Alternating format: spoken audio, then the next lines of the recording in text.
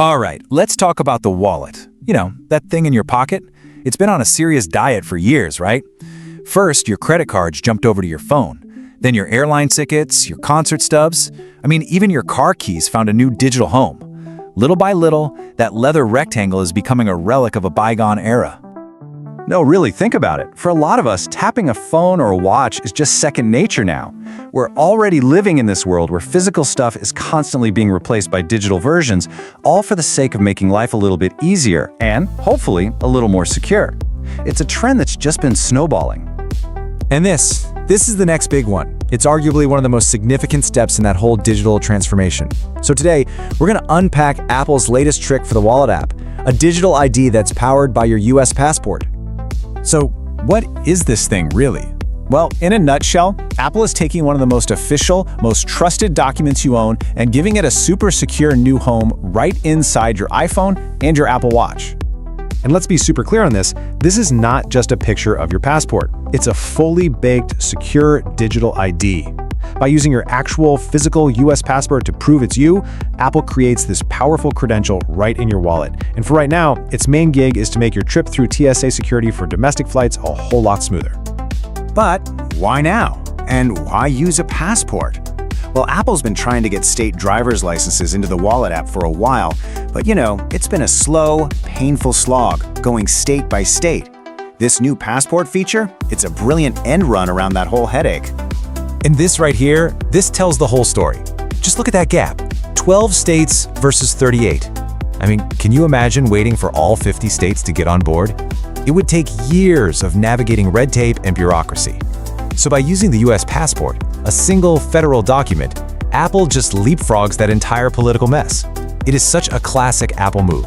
Just sidestep the bottleneck and bring a feature to millions of people all at once.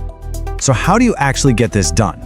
How do you get your passport into your phone? Well, the process is surprisingly simple, although it does involve a few pretty high-tech security checks to make sure you are, in fact, you. So you'll start in the Wallet app, you scan your passport's photo page, and then you hold your phone against the back cover so it can read the little NFC chip that's embedded in there. But the last step is where the real magic, and let's be honest, a little bit of awkwardness comes in. You have to take a live selfie and do a series of head movements. It's a little bit of facial gymnastics, basically, to prove you're a live person and not just a really convincing photo. All right, so you've done the setup, you've performed your facial calisthenics. Where can you actually use this thing right now?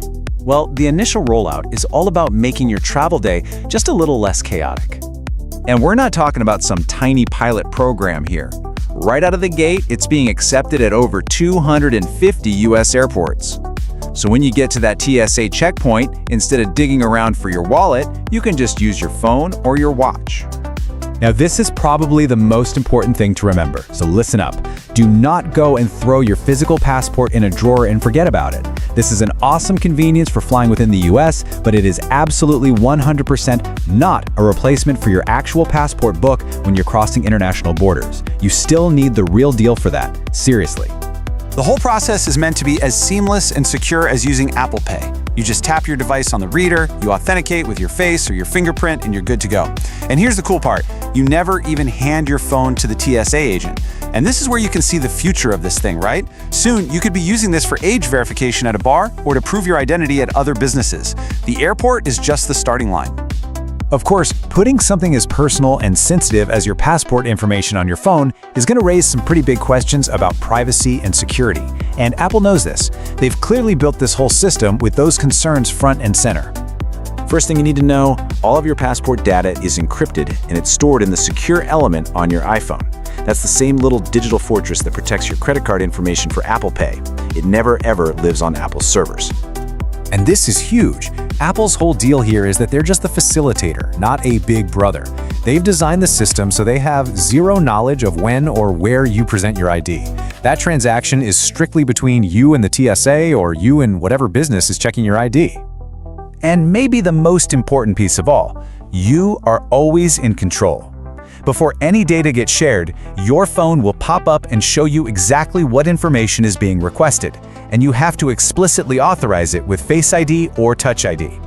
So if a bar just needs to know if you're over 21, it doesn't also get to see your home address. You only share what is absolutely necessary. And this isn't just Apple pushing technology for technology's sake. As their VP Jennifer Bailey says here, this is a direct response to what people actually want. We love the convenience of having our lives on our devices, and this feature is a massive step forward, making that convenience available to pretty much anyone with a US passport. Which kind of leaves us with this fascinating thought, doesn't it? We've digitized our money, our tickets, our keys, and now we're digitizing our very identity. So the question isn't really what's left to carry anymore. It's, what does it mean for our identity to live on a device we can lose or break or have stolen? The convenience is incredible, no doubt about it. But as we move our entire lives behind a single piece of glass, it's worth thinking about what we gain and what we might be giving up. Thanks for watching. Before your Wi-Fi drops, hit that like, share, and subscribe button. Stay sharp, stay curious, and keep guarding the trends.